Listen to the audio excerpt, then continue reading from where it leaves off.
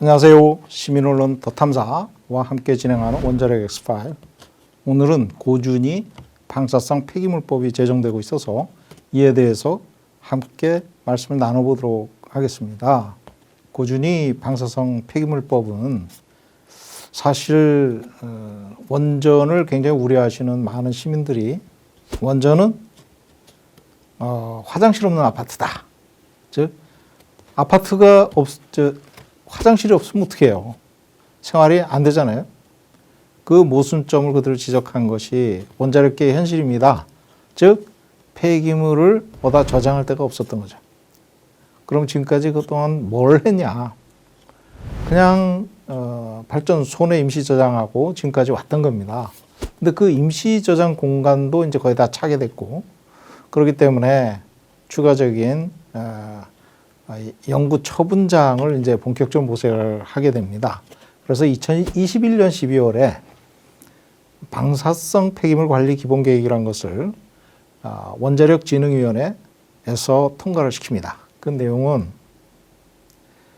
우리가 이 고준위 방사성 폐기물, 즉 고준위 방사성 폐기물이라는 것은 사용 후 해결료를 얘기하는 겁니다. 발전소에서 발전을 하고 난 그 사용 후 해결료, 즉 우라늄 235가 1%가 채 안 되는 그런 이지만 이 대부분 나머지는 우라늄 238이 들어가 있고 방사화됐기 때문에 아주 고도로 방사화돼 있어서 굉장히 위험한 물질이죠. 이것이 어떻게 처리되고 저장하고 처분해야 될 것인가 하는 문제가 사실 그동안에 해결이 되지 않고 있었습니다. 그러면 이거를 어떻게 할 것이냐, 처분하는 방향으로 이제 고민을 하게 된 것입니다. 그래서 기본 계획이 나왔고, 그 기본 계획은 줄거리가 올해부터 부지를 확보하는 작업을 시작해서 이 부지를 13년 안에 확보한다는 거예요. 올해부터. 그러면 2036년에 이제 연구 처분장을 지정하는 그 부지를 이제 확보하는 것이고, 그 다음에 손에다가 연구 처분장으로 보내기 위한 사용 해결료를 임시로 또 중간 저장하는, 임시 저장이 있고 중간 저장이 있고 연구 처분장이 있습니다. 임시 저장은 이제 손에 발전소 나온 해결료를 냉각시키기 위한 보관 장소고, 그것이 어느 정도 냉각됐다 그러면 한 5년쯤 정도 지나면 어느 정도 냉각이 됐다. 물론 그 이후에도 열이 계속 나옵니다만, 그래서 중간 저장이라는 곳으로 옮기고 중간 저장해서 나중에 연구 처분장이 생기면 그쪽으로 옮긴다는 그런 계획입니다. 그래서 연구 처분 시설을 2060년까지 확보하겠다. 이것이 골자입니다. 그러기 위해서 안전관리 정책 기반이 확보가 돼야 되겠다. 그것이 운반, 저장, 부지 평가하는 기준, 안전 처분 시스템, 그 다음에 실증까지 포함한, 그 다음에 최종적으로 인력을 어떻게 운영을 할 것인가, 그러기 위한 인력을 양성을 어떻게 할 것인가, 이런 전반적인 내용이 2021년 12월에 원자력진흥위에서 통과됐습니다. 이것이 최종적으로 법과 제도를 정비하고 전담 조직과 법령을 개편하겠다, 이런 개념이기 때문에 결국은 이번에 고준위 방사성 폐기물법이 제정을 들어가게 된 것입니다. 즉 손에 임시 저장을 한다 그러면 이게 임시 저장을 하는 장소가 수조인데 5년 정도 저장을 하고 잔열이 다 이제 어느 정도 좀 아주 피크 잔열이 없어졌다. 그러면 이제 물론 잔열은 계속 나옵니다만 그것을 안전한 데다가 저장하자, 이런 개념인데 지금 40년 이상을 저장하고 있어요, 이곳에서. 그래서 테러 대비라든가 안전에 취약한 그런 상태로 우리가 저장을 하고 있기 때문에 이거 문제가 있다. 두 번째, 이 중간 저장 방식은 기껏해야 100년을 넘어가겠느냐 하는 의심이 있고, 그것이 완전한 연구 처분이 될 수가 없다는 거고요. 그 다음에 연구 처분 방식 자체는 10만 년까지 이상도 장기적으로 처분, 즉 관리, 안전하게 저장을 해야 되는데 이 처분장 자체가 과연 10만 년은커녕 1만 년은커녕 1000년은커녕 100년 정도만이라도 안전하게 보관할 수 있다는 그건 검증이 가능한 거냐, 이런 문제가 있는 거예요. 또 한 가지는 이 연구 처분에 있어서 중요한 건 공간입니다. 이 처분장 공간의 크기를 대체 얼마를 해야 될 것이냐 하는 문제가 있는데, 원전을 계속 가동할 거면 이 처분장이 처음에는 뭐 100톤 저장할 수 있는 분량이다 이렇게 해놨습니다만, 나중에는 이것이 150톤으로 늘어나면 추가적으로 또 그 처분장을 만들어야 되는 그런 게 있는 거죠. 그다음에 재처리는 파이로 프로세싱과 고속노라는 후행 핵죽이라고 하는 재처리 공정을 염두에 두고 지금까지 한미 공동 연구를 해왔죠. 왜? 우리나라 자체적으로 이 연구를 할 수가 없어요. 핵 비확산 협정에 들어가 있고 한미 원자력 협정에서도 그것을 금지하고 있기 때문입니다. 그래서 우리나라에서 핵연료를 깰 수가 없게 돼 있어요. 재처리하려면 핵연료를 깨야 되거든요. 그러면 자, 이것을 한미 공동으로 연구를 했지만 10년 동안 한 결과 안전성, 경제성에 대해서 입증이 안 된 거예요. 그 보고서가 공개가 안 되잖아요. 물론 보안 문제가 있다 하더라도 이것이 미국 에너지성 연구 보고서 목록에 들어가야 되는데 거기에 없다는 얘기가 있어요. 그럼 보고서는 어디로 갔냐? 우리나라에만 있다는 얘기거든요. 이것이 좀 분명하지가 않다. 또 한 가지, 미결 과제로 이제 외교적으로 이 문제를 해결을 해서 우리나라에서 재처리가 가능하다는 그런 그 미국의 어떤 협조를 끌어야 되는데 그런 것들이 전혀 해결이 안 됐다. 그럼 외교적으로 해결도 안 되고 이렇게 된다 그러면 우리나라에서 과연 이 재처리라는 업무를 우리나라에서 할 수가 있다는 것이냐. 이거 우리가 심각하게 고민해야 됩니다. 그냥 무작정 재처리할 수 있다라고 수조, 수십조 원의 예산을 투입한다는 것이 문제가 있는 거죠. 일단 먼저 기초연구는 진행을 하되 외교적으로 문제가 해결이 되고 우리나라에서 이것을 할 수 있는 여건이 된다는 전제 하에 이걸 해야 되는 것입니다. 그러면 이 고준위 해법은 가장 중요한 것은 이 고준위 방사성 폐기물을 어떻게 할 것이냐. 이게 참 미래 세대에 우리나라가 또는 우리 세대에서 사용한 이 사용의 연료를 1대, 2대, 3대, 4대, 10대, 50대, 100대까지 후손들이 이 사용의 연료를 계속 관리하고 있다 그러면 이거는 윤리적이지 않다는 거예요. 우리 세대에 사용한 이 에너지 이 폐기물을 후세에 물려줄 수는 없다는 거예요. 이거는 공통 보편적인 가치입니다. 또 한 가지, 이것을 이제 신뢰의 문제로 들어간다 그러면 우리가 독립성, 투명성, 전문성을 가지고 이 문제를 해결할 수 있도록 노력을 해야 돼요. 시민들한테 우리가 핵에 대해서 진짜 우리가 뭐 어느 정도 알고 있느냐. 그 다음에 우리가 핵에 대해서 모르는 것은 무엇이냐. 모든 것을 다 공개를 하고 투명하게 같이 공론의 장도 좋고 소통을 했어야 되는데 이 사용 후 핵연료에 대해서 지금까지 우리가 원자력 산업계가 핵 발전소 핵 산업계가 이 문제를 시민들하고 허심탄회하게 얘기한 적이 한 번도 없습니다. 이제 와서 화장실 없는 아파트 그것도 이제 끝 단계 오니까 지금 와서 법을 제정하려고 하는 것이 아니냐 이런 의구심과 그런 신뢰의 바탕이 제대로 서지 않은 상태에서는 이 문제를 해결하기는 굉장히 어렵다. 그래서 우리가 파이로 프로세싱이라고 하는 이 재처리 공정은 지금까지 우리가 노력을 해왔지만 이것이 지역에 미치는 사업적 효과 이런 것도 굉장히 낮거든요. 인력이 유입돼봤자 200~300명 규모고 많아봤자 그렇다는 거죠. 그다음에 지역 경제에는 어떤 의미에서 발전소 주변 지역 지원에 관한 법률과 같은 그런 법적으로 지원할 수 있는 법적 근거도 없습니다.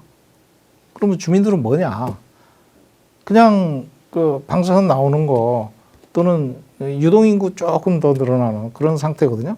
거기다가 이 핵을 깬다 그러면 재처리한다 그래서 핵을 깬다 그러면 고독성 액체, 기체, 방사성 폐기물이 배출될 우려가 있어서 지역의 어떤 문제 보면 갈등 문제가 되고 또 경남 지역, 특히 영남 지역은 활성단층 문제가 있어서 소듐 그러니까 고속로 같은 경우는 거기에 설치를 했을 때 굉장히 위험하죠. 소듐을 쓰기 때문에 폭발성 냉각제를 쓰잖아요. 그렇기 때문에 중대사고 가능성이 굉장히 높다. 그래서 국가 이익에 어떤 도움이 될 것인가 하는 문제를 우리가 좀 봐야 되고 위험을 초래하고 예산만 낭비하는 거 아니냐. 특히 핵 비확산 조약으로 미국이 허용 안 되는 거를 우리가 한다고 막 그러면 결국 돈만 쓰는 거 아니에요. 경주 그 방패장 옆에다가 문무대왕 연구소인가 그걸 만들어 가지고 지금 거기다가 3,263억인가 투입해서 지금 공사를 하고 있잖아요. 근데 거기는 도대체 뭘 하겠다는 게 목적이 분명하지 않아요. 두루뭉실합니다. 그것은 이런 외교적인 문제가 해결이 안 됐기 때문에 재처리를 하고 싶지만 외교적인 문제가 해결이 안 되다 보니까 그걸 하겠다라고 얘기를 못 하는 거죠. 아니 이렇게 그러면 돈을 투자해서 시설을 만들어 놓고 진짜 못한다 그러면 이건 뭐가 되는 거냐. 사용해결료 자체를 폐기물로 보지 않고 재활용 대상으로 보는데 그것이 기술성 경제성에서 입증이 안 되는데도 계속 투자하는 것은 다른 이유가 있는 것이 아니냐. 결국은 군사적 목적을 제외하면 이 재처리 자체가 경제성, 안전성, 그다음에 자원의 재활용 측면에서 장점이 전혀 없다는 것이죠. 이것은 장종욱 마사야마 교수가 재처리와 고속로라는 저서를 내면서 거기에 들어있는 내용이에요. 그래서 일본은 최소한 재처리를 할 수 있는 그런 허락이랄까 승인을 받았지만 우리나라는 그것도 못하고 있어요. 그 이유는 뭐냐. 일본에서는 사토 총리가 3불 원칙을 내세웠죠. 핵 연료를, 핵 물질을 제조하지도 않고, 반입하지도 않고, 보유하지도 않겠다. 이런 3무 원칙을 내세우고, 나카소네 총리가 뒤에 들어서서 굉장히 투명하고 끈질기게 이 문제를 미국하고 얘기를 했죠. 그냥 완전히 투명하고 공개하고 다 이렇게 보여주겠다. 그러니 재처리 정도는 못할 이유가 없는 거예요. 그래서 야 패전 국가가 핵무기 만들겠다고 나오겠냐. 미국에서도 저렇게 투명하게 한다 그러니 우리가 저거는 들어주자 해서 재처리는 허용을 해줬어요.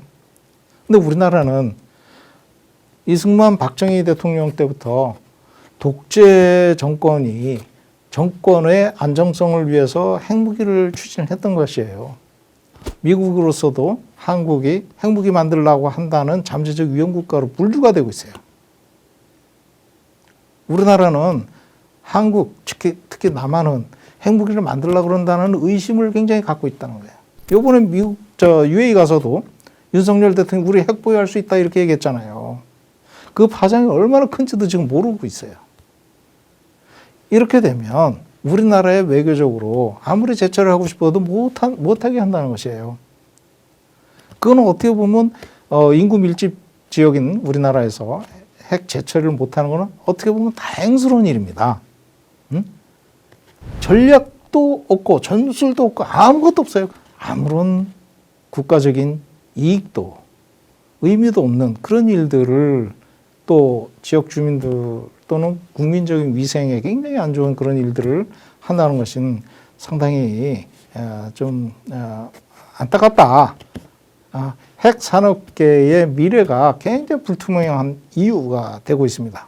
그렇다면 이 사용해결을 처분하는데 거버넌스 누가 승인을 할 것이냐는 거죠. 그거는 그 부지에 살고 있는 주민들이 동의를 해줘야 되는 것이에요. 정부는 국가 사업으로 이게 원전을 필요하다. 그래서 또 사용해결료를 고준위 핵 폐기물을 얻어 저장해야 되겠다. 이래서 그 작업을 해야 되는 입장에 있고 사업자는 독점 조직으로서 산업적 이해관계자죠. 그럼 시민은 뭐냐? 수요자예요. 전력의 수요자. 근데 원전이 필요 없다 해도 원전이 들어가야 되는 거예요. 정부가 결정을 하니까. 하지만 사고 나면 누가 책임지죠? 주민들이 다 피해 보는 거 아닙니까? 그러면 피해를 보는 주민들이 피해 당사자고 이분들이 실질적인 결정 권한을 갖고 있어야 된다. 그렇기 때문에 최종 책임자인 시민이 거버넌스를 가져야 된다. 그런 뜻이고 이 사용해결료 처분장을 위해선 결국은 시민의 의사존중이 굉장히 중요하다. 그건 어떻게 가야 될 것이냐. 정부 사업으로 추진하되 국민적인 신뢰와 협조를 받아서 민주적인 절차와 방법으로 이게 합의 추진이 돼야 된다는 거죠. 그래서 이 측면에서 장황하게 지금까지 말씀드렸는데 고준위 방사선 폐기물법은 일정을 딱 정해놓고 그 타임 프레임에 따라서 안 되면 그대로 추진하는 강제 조항을 두는 그런 문제가 돼서는 안 된다는 것이고 시민이 거버넌스를 가지고 시민을 설득하고 시민의 신뢰와 시민에게 신뢰를 주고 시민으로부터 협조를 받아서 이 추진해야 되는 그런 민주적인 절차를 존중하는 합의 추진을 법으로 강제해야 된다. 그런 뜻입니다. 그래서 이 민주적 절차, 합의 추진하는 절차를 의무화하는 것을 이 고준위법에 명시할 필요가 있다. 무엇을 아는지 모르는지 모든 것을 투명하게 공개하고 부지 선정 원칙, 그다음에 처분 안전 요건, 안전 목표 이런 것들은 국민적인 공감대가 필수적이라는 거죠. 또 옛날에 노무현 대통령이 하신 말씀이 기억납니다. 국민이 원하지 않으면 원자력 안 하겠다는 대원칙이 또 필요하다. 예? 한 사람이라도 국민이 원하지 않으면 하지 말자는 겁니다. 하물며 이 핵 보유를 해야 되겠다 이런 분야하고 이 원전하고 이게 서로 혼선이 돼가지고 이건지 저건지 모르게 이렇게 간다 그러면 엄청난 국력의 낭비가 또는 안전 문제가 치열하게 우리한테 다가올 것이고 결국은 후쿠시마 원전 사고 같은 그런 문제점들을 우리가 야기한다면 이 한반도에서는 사실상 재기가 불가능할 정도로 반만년 찬란한 한반도 문명과 역사는 사라지게 될 것입니다. 우리가 그걸 원하지는 않기 때문에 이거는 시민들이 전부 다 관심을 갖고 좀 봐야 되겠다. 그다음에 고준위 방폐물위원회가 구성이 됩니다. 이건 당연히 원자력진흥위원회가 지금까지 사용해결료 폐기물 이런 것들을 관장을 했는데 그건 말이 안 된다는 거예요.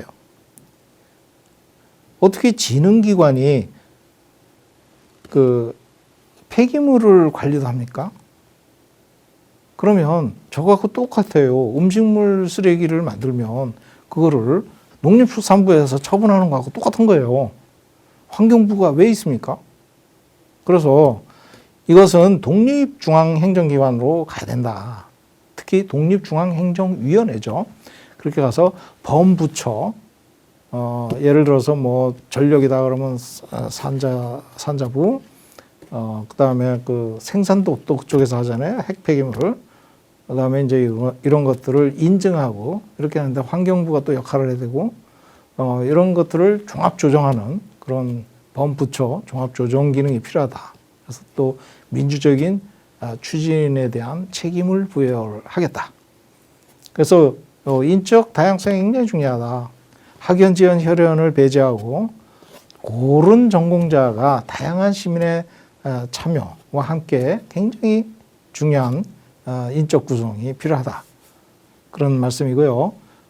지금 9인위원회 형태로 가는데 그중에 8인은 이게 제가 볼 때는 국회에서 추천하는 것이 좋겠다. 그중에 일부, 쭉 5명까지는 상임으로 가도 되겠다. 물론 의결권은 똑같이 상임, 비상임 구분이 없이 가고 산하 전문 지원 조직이 이제 필요할 것 같습니다. 그런 것들은 얘기가 없더라고요. 그래서 여론조사라든가 소통 이런 것들을 위해서 산하 전문 지원 조직이 좀 필요하겠다. 특히 이제 기술적인 지원도 뭐 필요할 수 있습니다. 원자력계는 국민적 신뢰를 굉장히 잃었거든요. 그렇기 때문에 그런 거를 차근차근 쌓아나가는 그런 절차이기 때문에 시간이 좀 걸릴 수가 있습니다. 예, 오늘 여기까지 말씀을 드리겠습니다. 감사합니다.